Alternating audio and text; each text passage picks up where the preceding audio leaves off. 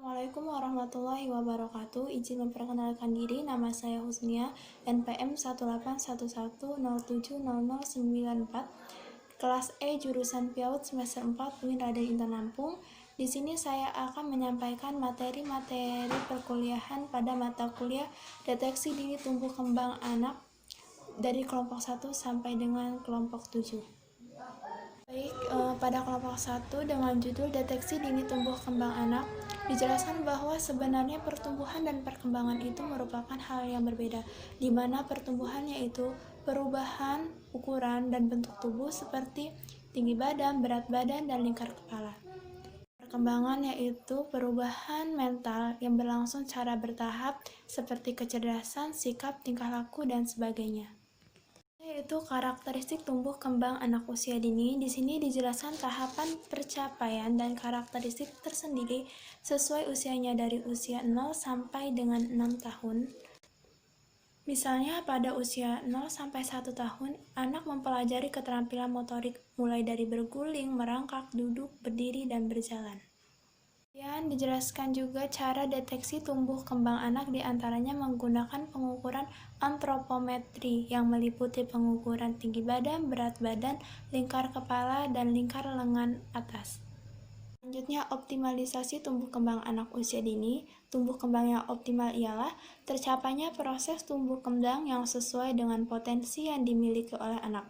Kita juga harus tahu penyimpangan yang terjadi pada anak sedini mungkin agar kita bisa melakukan upaya pencegahan, stimulasi, penyembuhan, serta pemulihannya.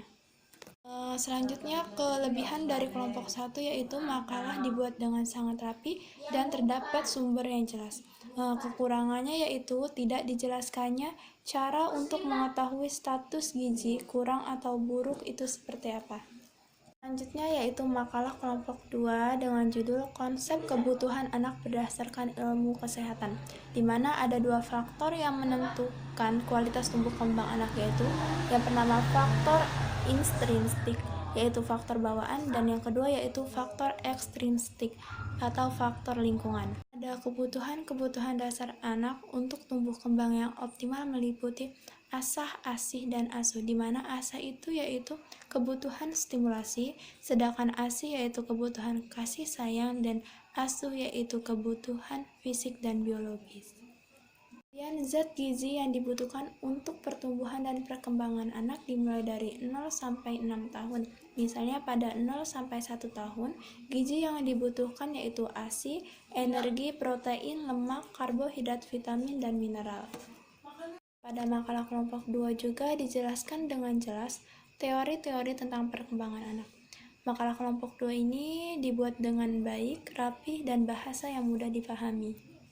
Selanjutnya makalah kelompok 3 dengan judul Perawatan Ibu Hamil dan Perkembangan Janin, Tahap Merawat Bayi dan Manfaat ASI.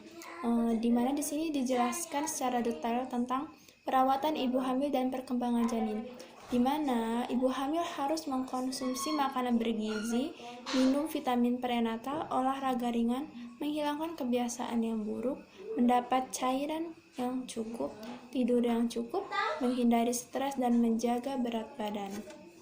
Dan dijelaskan faktor dan subfaktor pertumbuhan dan perkembangan janin, tahap merawat bayi, dan manfaat ASI juga dijelaskan dengan cukup baik dan bahasa yang mudah dipahami.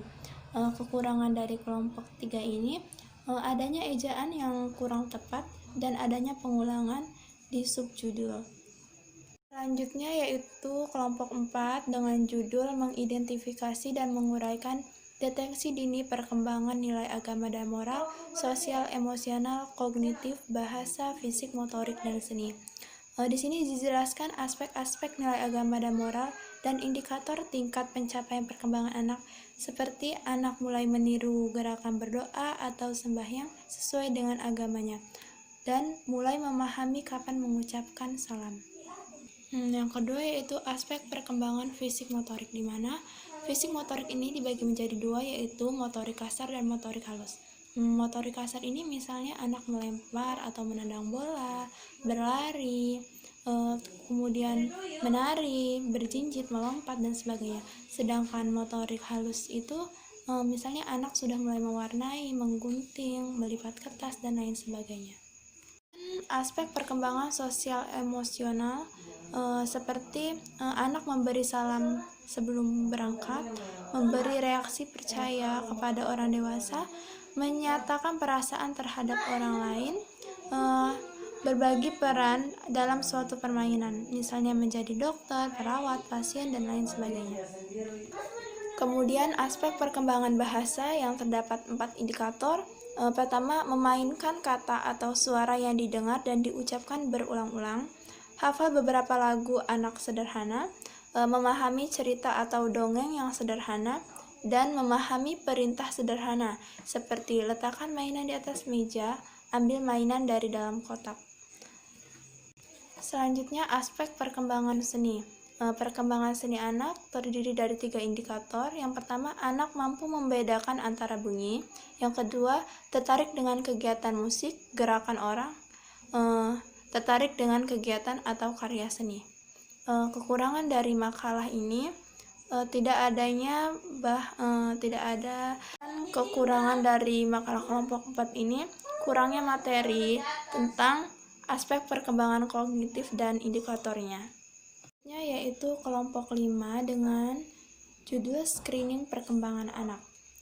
Di sini dijelaskan alat untuk melakukan screening pada perkembangan anak, yaitu KPSP atau kuesioner pra-screening perkembangan.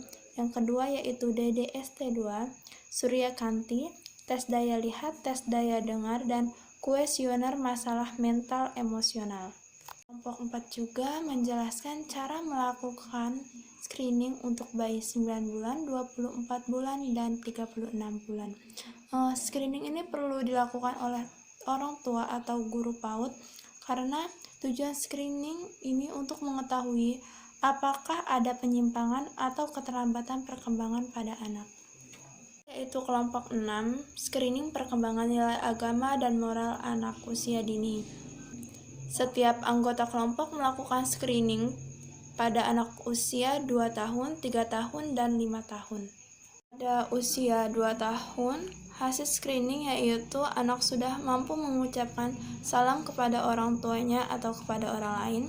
Kemudian anak sudah mampu mengucapkan terima kasih bila diberikan sesuatu. Anak sudah mulai mengikuti gerakan sembahyang, dan lain sebagainya.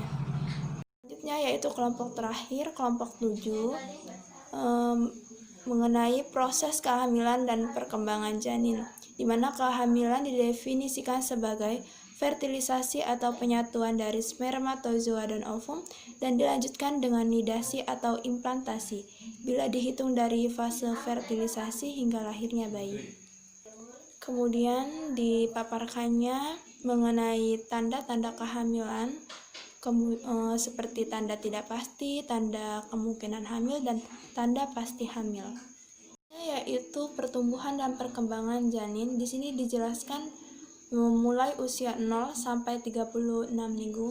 Misalnya dari 0 1 sampai 4 minggu, janin mengalami bentuk fisik diantaranya zigot yang kemudian membelah diri jadi puluhan sel, dan pada akhirnya bakal janin tersebut berbentuk seperti koma. Pada usia 4 sampai 8 minggu ini, tulang punggung, sistem, dan otak mulai berkembang. Minggu ke-9, mulut dan hidung janin saat ini sudah terbentuk dan terlihat jelas.